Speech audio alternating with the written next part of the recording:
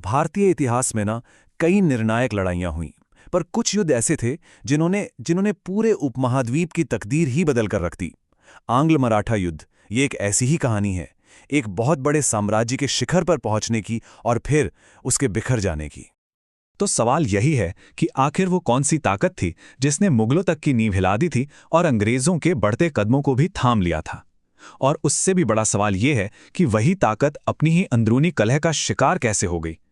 चलिए आज इसी कहानी को समझने की कोशिश करते हैं। तो सबसे पहले ये समझना बहुत जरूरी है कि जब अंग्रेज भारत में अपनी पकड़ बना रहे थे ना, तो उस वक्त मराठा कोई छोटी मोटी ताकत बिल्कुल नहीं थे। देखिए, मुगल साम्राज्य के ढलान के बाद 18वीं सदी में असल में हिंदुस्तान पर मराठों का ही राज था। वही सबसे बड़ी ताकत थे।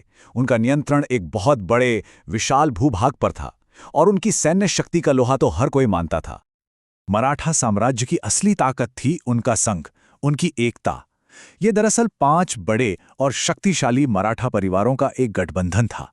पूना के पेशवा इसके मुखिया थे और साथ में थे बड़ौदा के गायकवाड़, नागपुर के भोंसले, इंदौर के होलकर और ग्वालियर के सिंधिया। जब तक ये पांचों एक साथ खड़े थे तब तक उन्हें कोई नहीं हरा सकता था।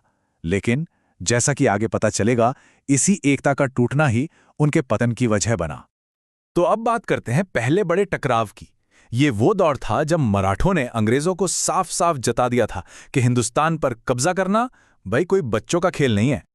और विडंबना देखिए, इस पहले युद्ध की शुरुआत भी मराठों की आपसी फूट से ही हुई थी। हुआ ये कि 1775 में पेशवा पद के एक दावेदार थे रघुनाथ राव। उन्होंने मदद के लिए सीधे अंग्रेजों से हाथ मिला लिया और अंग्रेजों को तो मानो मुंह मांगी मुराद मिल गई। उन्हें तो बस इसी मौके का इंतजार था। लेकिन महादजी सिंधिया जैसे काबिल सेनापतियों के होते हुए मराठा फिर से एकजुट हो गए और 1779 में वडगांव में उन्होंने अंग्रेजों को ऐसी करारी हार दी जो ब्रिटिश इतिहास में एक बहुत बड़ी शर्मिंदगी के तौर पर आज भी याद की जाती है। तो पहला युद्ध खत्म हुआ मराठों की एक शानदार जीत के साथ। सालबाई की संधि से शांति तो हो गई, लेकिन इसने ईस्ट इंडिया कंपनी के बढ़ते कदमों पर एक तरह से ब्रेक लगा दिया। ये उन गिने चुने मौकों में से एक था जब अंग्रेजों को भारत में इतनी बुरी तरह हार का सामना करना पड़ा था। पर यह शांति ज्यादा दिन तक नहीं टिक पाई। कहानी अब एक ऐसे मोड़ पर आ जाती है जहां मराठा साम्राज्य की नींव में ही दरारें पड़नी शुरू हो गईं और अंग्रेज वो तो बस इन्हीं दरारों का फायदा उठाने के लिए तैयार बैठे थे। और फर्क बिल्कुल साफ था। पहले युद्ध के समय नाना फडणवीस और महादजी सिंधिया जैसे बड़े नेता थे जिन्होंने पूरे संघ को एक धागे में पिरो कर रखा था। लेकिन दूसरे युद्ध तक आते आते ये महान नेता दुनिया में नहीं रहे और नतीजा, मराठा सरदार अब आपस में ही सत्ता के लिए लड़ने लगे। होलकर ने पेशवा और सिंधिया को हरा दिया और बस अंग्रेजों को अपना खेल खेलने के लिए खुला मैदान मिल गया। और यहां अंग्रेजों ने अपना सबसे बड़ा हथियार निकाला, सहायक संधि या सब्सिडरी अलायंस। ये एक बहुत ही चालाकी से बनाई गई नीति थी।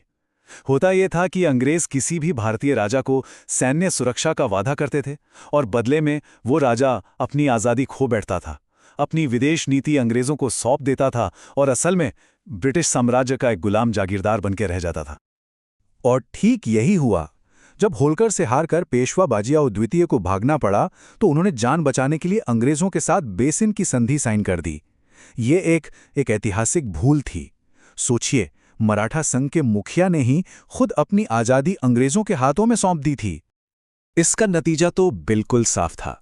सिंधिया और भोसले ने मिलकर मराठा स्वतंत्रता को बचाने की आखिरी कोशिश तो की, लेकिन तब तक बहुत देर हो चुकी थी। अंग्रेजों ने उनकी मिलीजुली सेनाओं को भी हरा दिया। इस दूसरे युद्ध ने मराठा शक्ति की कमर ही तोड़ दी और भारत में ब्रिटिश राज का रास्ता पूरी तरह से साफ कर दिया।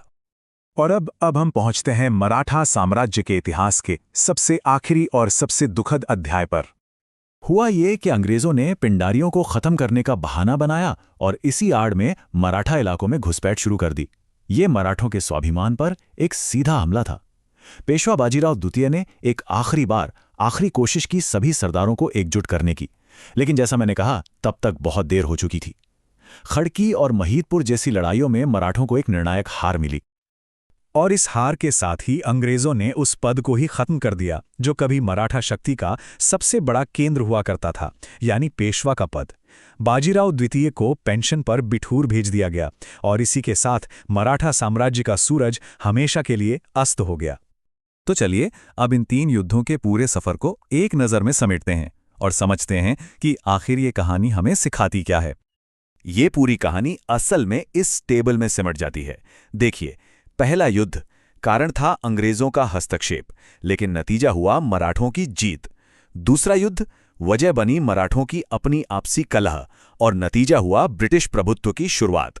और तीसरा युद्ध कारण था ब्रिटिश विस्तारवाद और नतीजा मराठा साम्राज्य का अंत और पूरे भारत पर ब्रिटिश हुकूमत की पक्की नींव।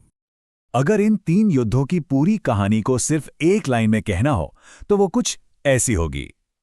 पहला युद्ध मराठा जीते, दूसरा युद्ध मराठा कमजोर हुए और तीसरा युद्ध मराठा समाप्त हो गए। तो मराठों की ये कहानी सिर्फ एक साम्राज्य के खत्म होने की दास्तान नहीं है। ये एक बहुत बड़ी चेतावनी है। ये हमें सिखाती है कि सबसे बड़ी से बड़ी ताकत भी अंदरूनी फूट यानी आपसी लड़ाई के आगे घुटने टेक सकती है। और ये सोचने पर मजबूर करती है कि इतिहास में और कहां-कहां हमने एकता के टूटने का इतना विनाशकारी अंजाम देखा है। इस सवाल पर सोचना तो बनता है।